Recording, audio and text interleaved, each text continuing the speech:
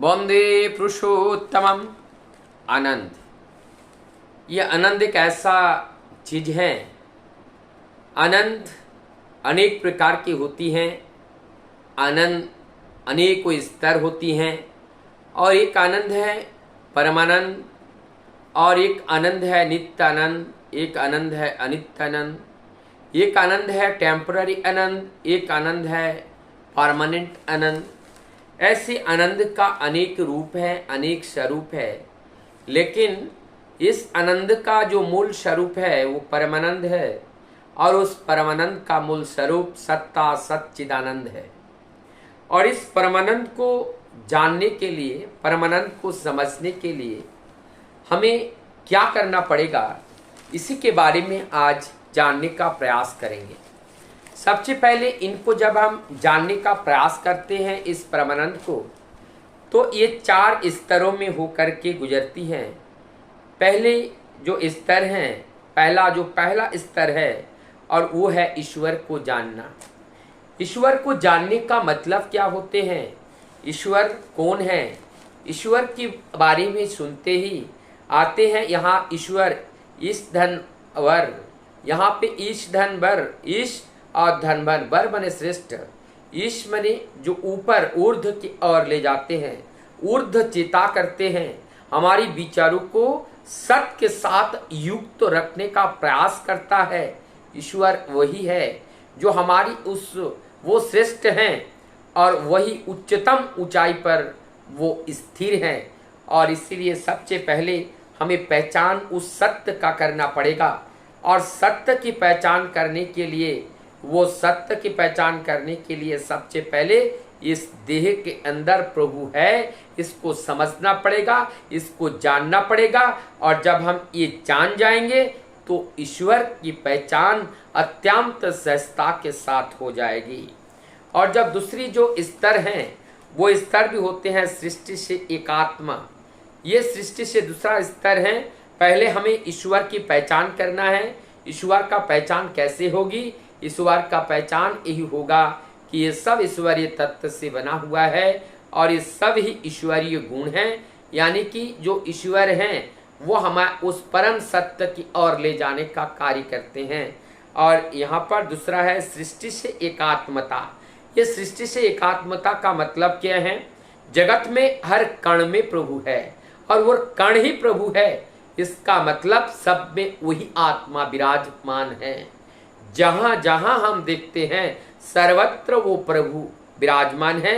ऐसी एकात्मता बोध ही हमारी इस साधना या आनंद की राह पर चलने का एक रास्ता है, पथ्यो है। और इस पथ्यो से जब हम चलते हैं तब हमारे जीवन की अनेकों प्रश्न, वो सारे प्रश्न समाप्त हो जाती हैं, प्रश्न शून्य हो जाता है। तब हम उस चिर आनंद की ओर अग्रसर होते हैं। इसके बाद आते हैं जब हम इस तरह से चुनौतियों का सामना करते हुए दूसरा स्थान में जब एकात्मता हमारे अंदर आती हैं, तब हमारे अंदर एकात्मता के अंदर से हमारे अंदर आती है मानसिक अनुभव और सिद्धियां। मानसिक अनुभव क्या है, ये जो तीसरा स्तर है मानसिक अनुभव। मानसिक मतलब मन का, अनुभव मतलब जो परम पिता के कार्य हैं, उस कार्य को जब हम करने के लिए जाते हैं या करते हैं या करते हुए देखते हैं, तो उन करते हैं या करते हुए देखते हैं सभी में हमारी एक अनु मतलब पीछे पीछे एक भाव का सृजन होता है, और उससे एक समाज आती है, एक बुद्धि आती है, एक ज्ञान आती है, और वो एक परफेक्टनेस आता है। ये है जानना। तो ये हम इस स्तर पर हम जानते हैं। ये जो तीसरा स्तर है मानसिक अनुभव, ये मानसिक अनुभव होना, मन का अनुभव होना बहुत ही जरूरत है। और इस मन के अनुभव से हमारी जीवन के अनुभव भी, अनुभूति भी बढ़ती हैं, और उस अनुभूति के आधार पर खड़े होकर के हम जीवन को चलना सीखते हैं। और जब चलना सीखते हैं तभी हम उस परमानंद का जो आस्वादन है वो हम जीवन में पाना शुरू करते हैं। इससे पहले हम नहीं पाते हैं। जो सत्य है, सत्य को हमने जान लिया, पहले भगवान की पहचान किया, सत्य को जाना, और सत्य को जान करके हम सत्य को माना, और सत्य को मान करके शरीर के द्वारा उस सत्य कार्य को जब हम करते हैं तब उस अभ्यास को बारंबार करते करते हमारी अंदर सिद्धियां आती हैं, अर्थात जो सत्य कार्य, अच्छा कार्य, प्रेरणात्मक कार्य जो होते हैं वो हमारे अभ्यास में आ जाते हैं और इसको बिना सोचे, बिना चिंता किए हम वो कार्य स्वतः ही बिना देखे कर सकते हैं। ये है हमारी सिद्धि।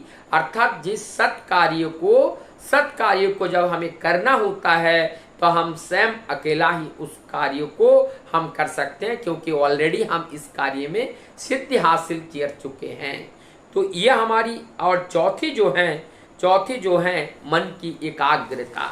ऐसे करते करते जब प्रभुमय हो जाती हैं और हमारी जो मन है ये मन एक के प्रति ही आकृष्ट होता है, मन एक के प्रति आता है। और जब मन एक के प्रति आता है और वहाँ पे परमदयाल ठाकुर जी कहते हैं कैवल्य, वहाँ कैवल्य आती हैं और उस कैवल्यता आने पर मतलब केवल प्रभु, हमारा मन केवल प्रभु को ही पकड़ा हुआ है और कोई नहीं। तब हमारा चेतन होते हैं, चैतन्य आती है और उस चैतन्यता के साथ साम्य दृष्टि आती हैं और जब साम्य दृष्टि आती है तो सब में प्रभु का दर्शन होता है और तब एक आनंद की अनुभूति होती है और वो आनंद ऐसा होता है जैसे एक बालक अपने माँ को पाकर आनंदित होता है। ठीक उसी प्रकार से हमारी जीवन में जब उस परम सत्य को जान करके हम ललायित होते हैं, जान पाते हैं, समझ पाते हैं, खोज पाते हैं, राह को जान जाते हैं, तब हम और आह्लादित होते हैं और परम सत्य को जान पाते हैं। उस समय एक भोलेपन, एक बालकपन सा आचरण आ जाता है, क्योंकि हमारी दृष्टि में कोई खोट नहीं है, ना कोई छोटा है ना कोई ऊंचा है। साम्य दृष्टि के अंदर हम समान ही सबको देख पा रहे हैं।